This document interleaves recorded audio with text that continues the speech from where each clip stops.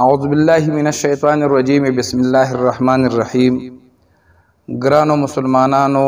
خویندو رونو السلام علیکم ورحمت الله وبرکاتو.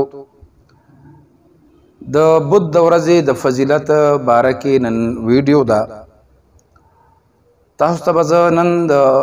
حدیثو پر رڼا کې د تاریخ پر رڼا کې دا بیانوم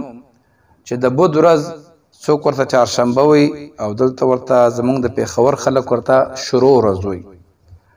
دې ورځ باندې څه واقعات شوي وو نو د چهارشنبې په ورځ باندې الله رب العزت فرعون او د هغه قوم غرق کړی وو او په دې ورځ باندې قوم عاد او قوم ثمود او قوم صالح چې د هغې ذکر په قرآن عظیم الشان کې راغلی دی هغه هم په دې ورځ الله تباه کړي. کم چې غټ غټ کافران قارون شداد نمرود یادیږي هغه هم په دې ورځ باندې هلاک شوي. د حضرت معاذ بن جبل رضی الله تعالی عنه نه روایت دی چې حضور کریم صلی الله علیه وسلم فرمایلی دي که څوک د چهارشنبې په ورځ د شروع په ورځ د نور خطو نه پس 12 رکعات نفل وکړي او بهتره خبره دا ده چې د نفلو کې د الحمد نه پس یو ځل آیت الکرسی او 3 ځل سورت اخلاص وی قل هو الله احد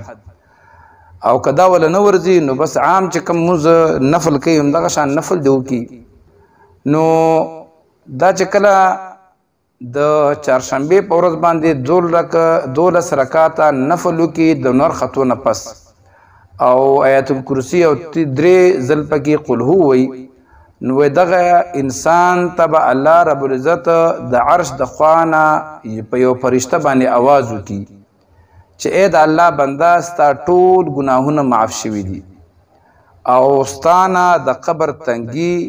او تیاری هم ختم شولي او ته د قیامت د سختو نه هم محفوظ شوي د هغې نه هم خلاص شوي او اوس ته د راتلونکي وخت دپاره نیک عمل کوئ. نو دا خو د بود د ورځې د آخرت دپاره یو فضیلت دی. اوس انسان وي چې زه په دې ورځ باندې څه عمل وکړم نو دا چې کله دغه 12 رکعاته مونځ وکړي او د خپل حاجت باره کې الله ته سوال وکړي خو دومره به کوي چې 12 رکعاته مونځ نه پس به 10 ځل استغفار ووایي 10 ځل به درود شریف ووایي او د هغې نه پس به الله رب العزت ته د خپل حاجت دپاره لاس اوچت کي چې کوم حاجت د ده په زړه کي. حاجتونه ما بار بار ویلي دي د چا د بچو د چا د خاوند دي د چا د رشتي د چا د مال دولت د چا د کاروباري څه قسم مسله چې زما د اورېدونکی د واغه ته شته دی دا به هغې ته سوال وکړي چې یا الله زما د فلانکۍ مسله چې دا حل کا دا مشکلات مې آسان کا. نو الله رب العزت به د مشکلات چې کوم دي د دې ورځې په برکت او د دې عبادت په برکت باندې آسان کی.